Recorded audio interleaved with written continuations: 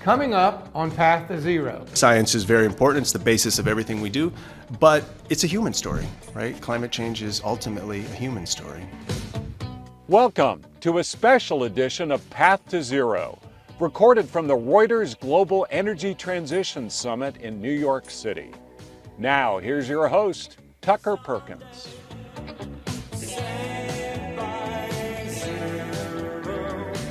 You've tuned in to what is sure to be an interesting episode of Path to Zero.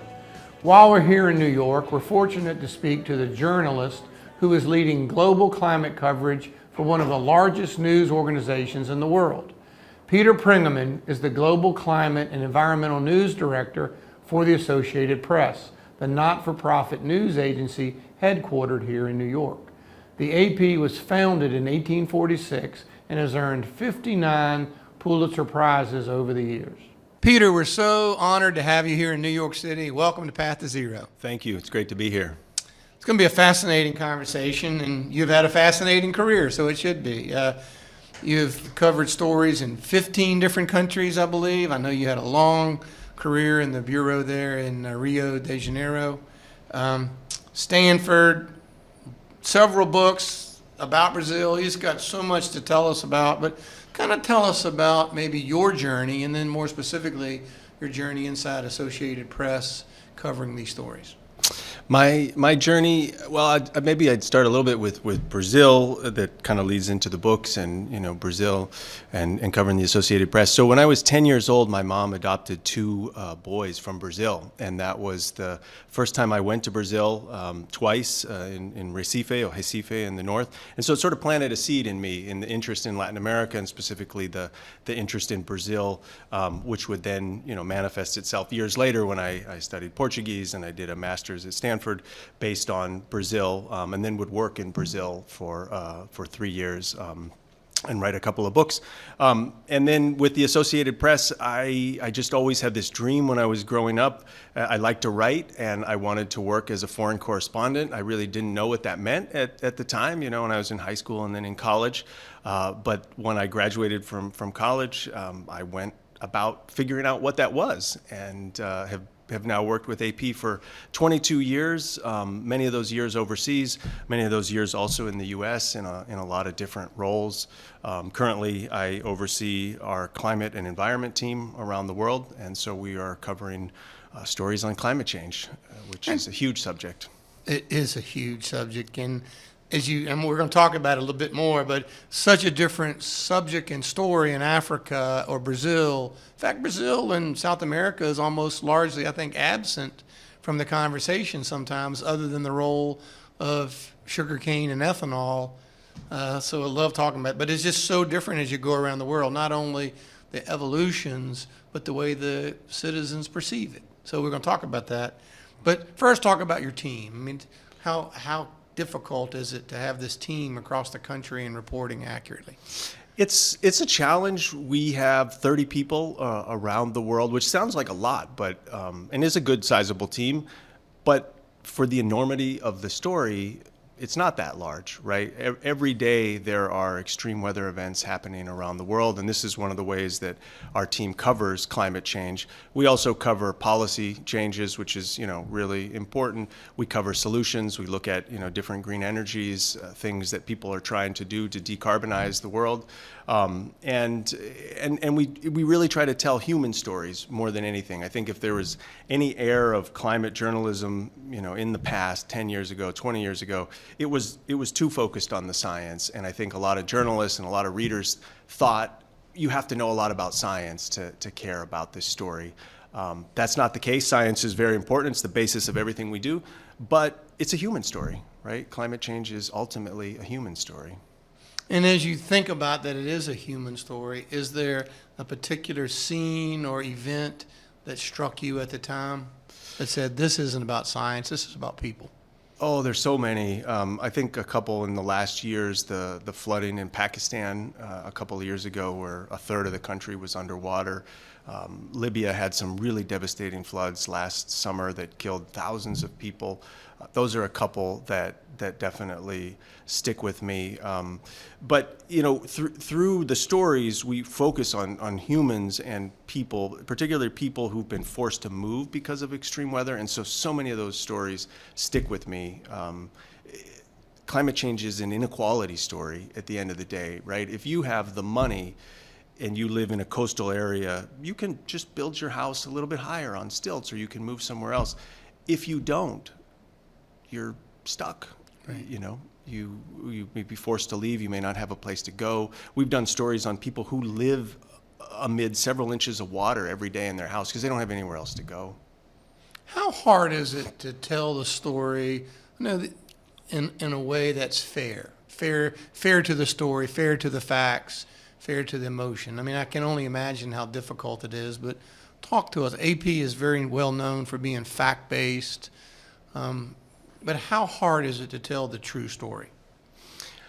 I don't think it's hard to tell the true story. I think the challenge comes more in getting stories to resonate, because we're at such a busy news time. If you think just the last couple of years, we have the war in Ukraine, we have the war in Gaza, we have elections all over the world. We have, former President Trump in and out of court, and this election going on. There's so many things that I think it's hard to get readers' attention a lot of times. Does resonate mean that they read it, or does resonate mean that they read it and then perhaps act on it? I'd say read it, because I think AP is very careful, and my team is very careful about not going into advocacy it's not our job to tell people what to do in any shape or form. It is our job to inform them of what's happening in the world, what's happening to the earth, and what are some of the solutions that can counter climate change. What they do with it is up to them. You've written several books. We're going to talk about it. Kind of excited about both of them, really, because your books really are about Brazil, right? I think fascinating. Large country, 200 million people, if people don't realize that. The Amazon rainforest is mainly in Brazil, and certainly kind of the center, I think, of the whole debate in a lot of respects. Talk about how Brazil views climate change, public policy, the role of government. I mean, and at the end of the day, is Brazil making progress? So it depends. It depends who you ask. That's a tough question. The current president, Luiz Inácio Lula da Silva, he is a champion of the environment. I think that's a fair statement. He's also very practical. And so while some of his policies, like cutting deforestation, really do protect the Amazon, some of his other policies, like continuing oil drilling, because Brazil is a major oil country, those things go against some of those policies. And so I think, Lula is somebody who is trying to thread a very difficult needle. When it comes to the Amazon, Brazilians are proud of it. They are interested in it. I also think there's a strong national feeling of, don't tell us what to do. Right. That's a very strong in Brazil, even if you are, an environmentalist.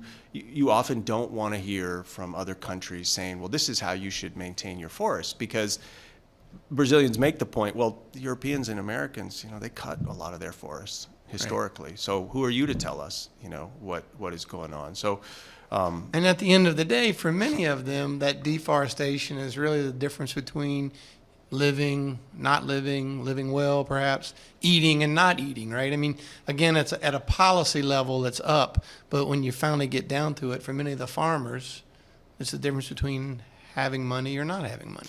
Yeah, that's right. I mean, the forest is a living thing. You have, all kinds of tribes, even some uncontacted tribes, which is kind of incredible if you think about in 2024. And then you have lots of people who live and depend, who are not indigenous, but live and depend on the forest in different ways and cut it, to sell the wood, to raise cattle, to do a lot of different things that do produce jobs. I would argue, though, that there is increasing bioeconomy of jobs and things that people can do to maintain the forest and still find livelihood.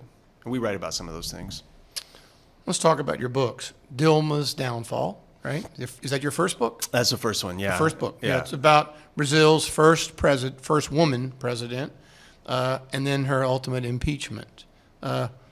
What about that story inspired you to write a book?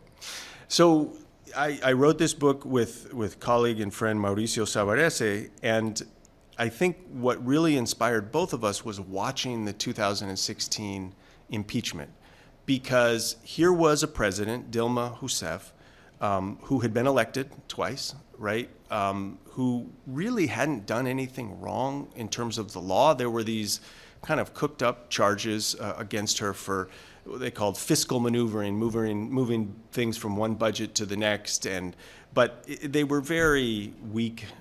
But here was this democratically elected president who was pushed out of office because of these things, but they weren't really because of those things. It was more that she had lost the room as a political leader in some ways, and there were all kinds of other things that came into it. And I think she faced a level of sexism that no male president had ever faced, and we wrote about this.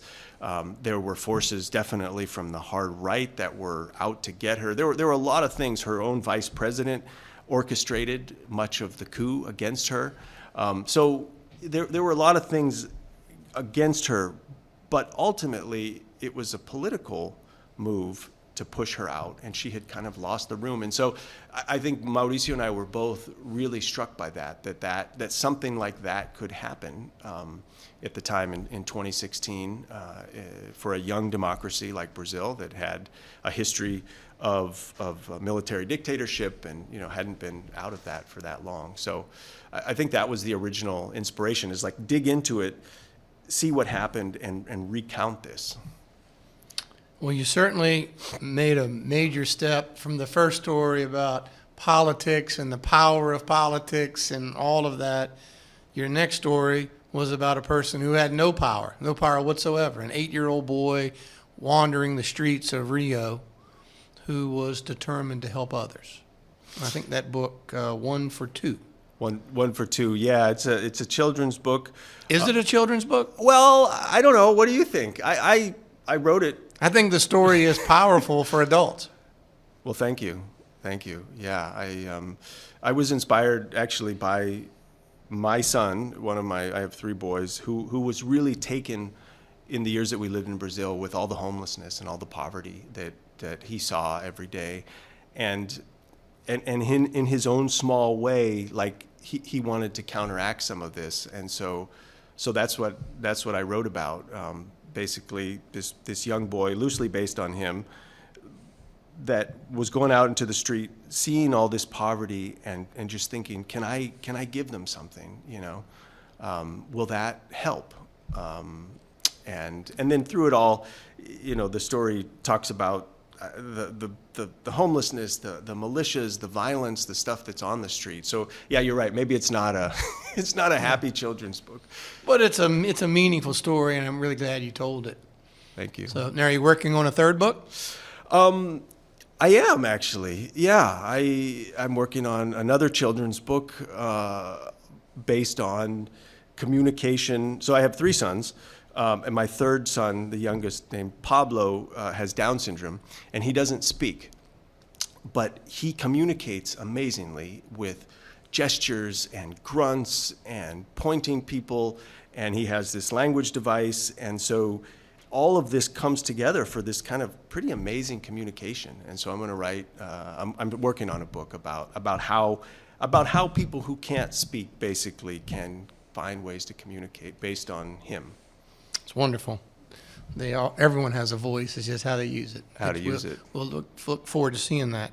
Let's kind of, while we're thinking about Brazil and homelessness and powerless people, I hate to use that word because I'm not sure that's exactly right, and we come back to the energy transition, what we tend to see, how does that intersect mainly in your world for the powerless, the homeless, perhaps the people who are working minimum wage jobs? How are they impacted? It's a good question. There's a lot of talk around energy transition in trying to make a just transition, what they talk about, right? A just transition, so that we don't repeat some of the mistakes of the past. And some of the mistakes of the past, I think, particularly with fossil fuels, have been, like oil, putting oil close to people where people could get sick, right? That's one of the things of the past. And so there's a lot more conversation now in green energy about being conscious of those things. If you're putting up a solar farm, if you're doing a carbon capture plant, which has gas, it's still CO2, can be dangerous, can be bad for people to breathe. Like that conversation is much more front and center than I think it certainly would have been 20 or 30 years ago. So I think that's one way that people intersect. There's also, I think, a hope that green energy transition can lead to many more jobs, can lead to many more trades kind of jobs where, you don't have to have a college education. You don't have to have the money to go to a really expensive place. You can learn trades that can lead to a good living. So I think, for working class people, that's part of the conversation as well. Good. Let me ask you one question, and I'll try to sidestep because I don't mean to imply politics, and it may be too personal, but we'll see how it goes. One of the things I think that troubles me is I think specifically about the U.S. transformation, where the government is deploying grand sums of money. I often worry about the impact on society from where we're not spending. Should we be spending more time? Perfect example today is we have more shootings, this or that, tragedies. Are we spending enough on mental health? Are we spending enough on medicine and housing and true infrastructure? Do you ever think about that as you kind of cover this? And we now talk about trillions almost nonchalantly into the energy mix. Do you ever worry about perhaps underspending in true society's needs? I do. I think it's a really good question. Everything that you spend on is something else that you're not spending on, right? And if you're the government, you have to weigh all of those things. So it's definitely something that I think about. I think it's something that AP journalists think about as we cover these stories of like how much is dedicated to this versus how much is dedicated to that. All that said, I think climate change is a major threat for humanity. And so many of the things that you mentioned, education, health, equality, inequality, those things intersect with climate change. So I'm not saying that climate change is, spending money on addressing climate change or energy transition is more important than anything else, because there are lots of important things. But if you don't address climate change, all those other things are going to be exacerbated. And we're already seeing that in many ways. Great answer. Thank you. COP27. You were there. It's nice. You not only were there, you hosted a panel. I was there, and I was COP28 as well, and we have COP29 coming up in Azerbaijan. Will you be there also? I will. Yeah. So in COP27, you hosted a really important panel, I think, and talked about how the war in Ukraine was impacting the energy transition. Talk to us about that whole panel. So, yeah, the panel had, several energy experts, somebody from at the time who was part of the Biden administration, and the general thought, discussion was, how has the war in Ukraine impacted energy transition? And I think at that time, it was very kind of recent, and so we didn't have as much information then as we do now about how much the war in Ukraine has impacted energy transition. But I think today we can really speak to it because so many different things have happened. You have places like Germany that, really doubled down on moving away from nuclear, trying to move away from coal. Some of that hasn't worked as well. You have in the US and other countries a build out of liquid natural gas. I think that's partially a result of a feeling of we need more energy security. So while, the International Energy Agency says we can't have more fossil fuel infrastructure, we shouldn't be drilling more, we shouldn't be having ports for liquid natural gas, governments are starting to say, well, actually, no, we need more of this for energy security. I think the war in Ukraine has really changed the conversation and brought it much more to what you were talking about a little while ago, and that's the trade-offs of what you spend on and what you don't. I think it's forced those conversations in really interesting ways. But every country, has been a little bit different in how they've approached this. I think, there are some countries, particularly in Europe, that have said, look, this is why we can't be dependent on fossil fuels. If we can really up our solar and wind power, then we don't depend on somebody like Putin. But other countries said, actually, we need to continue with this technology. We need to continue with oil. Yeah, interesting. The whole evolution of that Russian energy space into Europe and kind of the impact the invasion had, it still continues to roil the energy. I mean, just this week, we're still trying to redirect LNG flows. Fascinating. Yeah, no, it is, and this is something we're looking at on my team. One of my colleagues, Ed Davey, has written about the LNG buildup in the Philippines, particularly. They're pushing to become kind of the hub for Asia, and so we're looking at that and why are they doing that? Who's benefiting? All of those things. It's part of the kind of the accountability journalism we do. And I know you see it because you report on it every day and you're thinking about it all day, every day.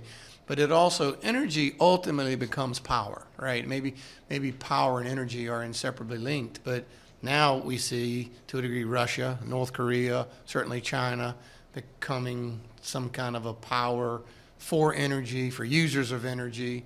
India kind of in or out, depending on sometimes the economics. So it's fascinating. I think we'll still be unwinding decades from now, I think, on that. I think so too, and I think energy and power are intimately linked, particularly in 2024. To shut off the lights, I mean that's not the way that we live. So he who has the energy or she who has the energy has the power in many ways. For you who have such a worldwide view, and your team sends you their views often, anywhere that's particularly inspiring to see something going on in the world that tells you this is hopeful, and yes, we're going to find net zero, and we're going to find it by 2050. Anywhere particularly inspiring? I would say two places, two large areas. I find Africa very inspiring. Some of the best ideas for energy transition are coming out of Africa. There are all kinds of tech startups that are doing great things. What Africa needs is much more investment. I think that's, but the ideas are there, the people are there, the human capital are there, the people who know intimately what it is to live climate change are there because so many are on the front line. So I think Africa really inspires a lot of hope for me in many ways in the stories that we do.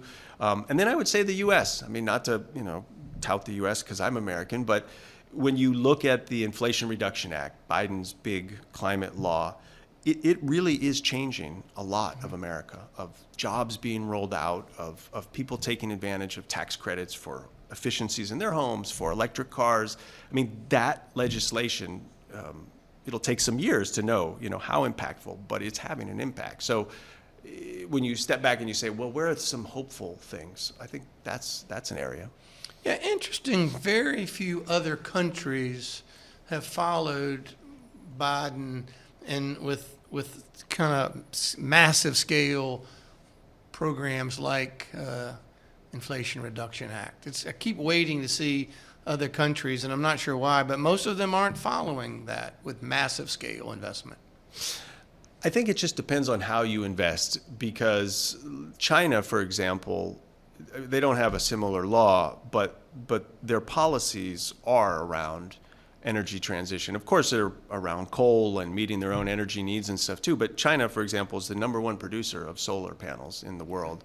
So, but China is a government that can just decide to do things, whereas in the U.S., not so much, right? And so I think Biden's calculation with that was, all right, I'm just going to provide carrots. If you look at the IRA, there are no sticks. It's just carrots. If you do good things for the climate, you get some benefits. If not, well, So I think it's just the method that you do it. Yeah, we just appreciate your reporting on it, because I think most of us don't have visibility into Europe or Africa or Asia, and a lot going on, so we appreciate your reporting on that.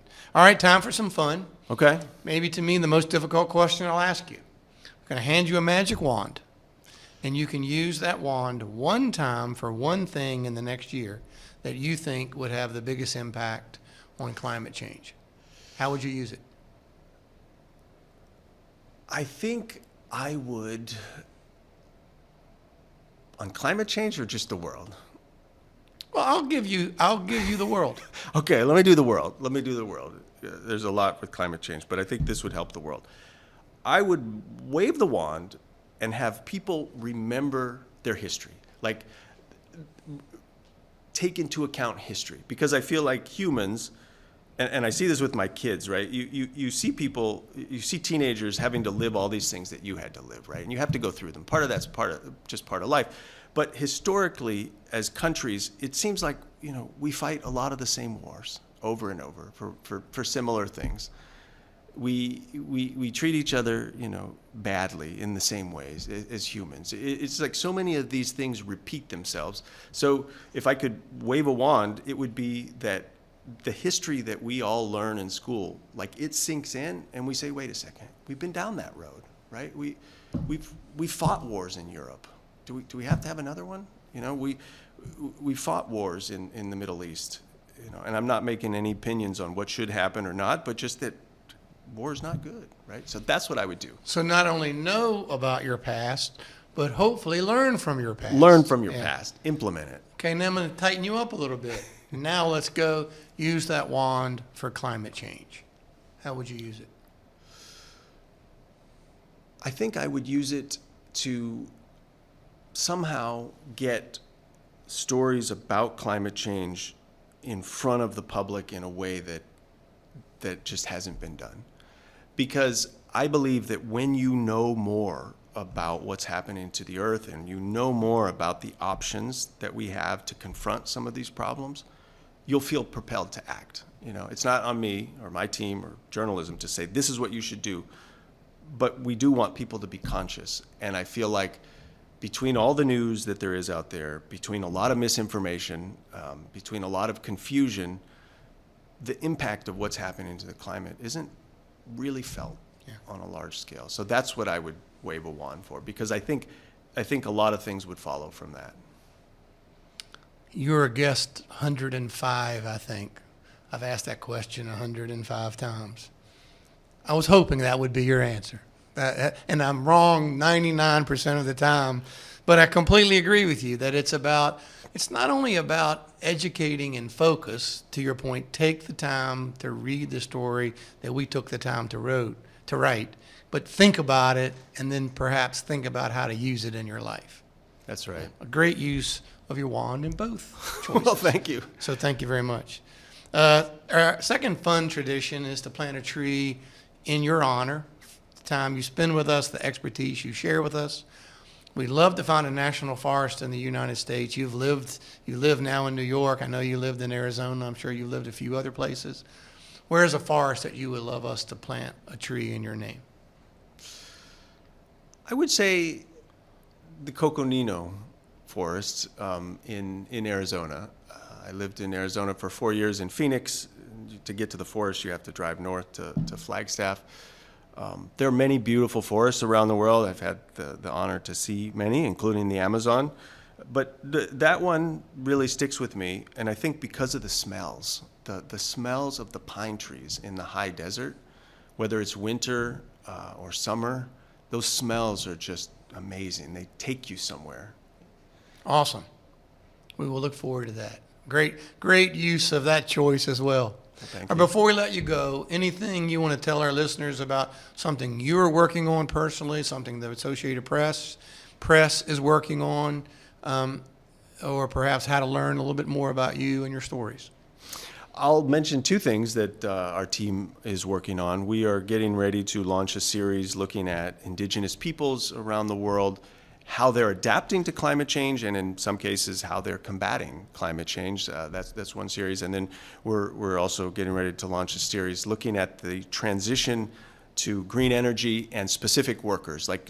I really like deep stories on individuals, and these are people who used to work in fossil fuel industries and have now moved to green energy. And so we explore their jobs and their thinking and stuff. So I'm excited about both of those. Well, we will look forward to both of those. Peter, it's been so nice to have you. Congratulations on your 2 books. 1 for 2, so exciting. We look forward to your 3rd book and for the work that you lead with your team at Associated Press. Thank you. Thanks for being on Path to Zero. Thanks for having me. It's a lot of fun. Thank you for listening to a special edition of Path to Zero with Tucker Perkins. If you like what you've heard, subscribe and rate us on your favorite podcast app. You can email us with questions or comments to pathtozero@propane.com.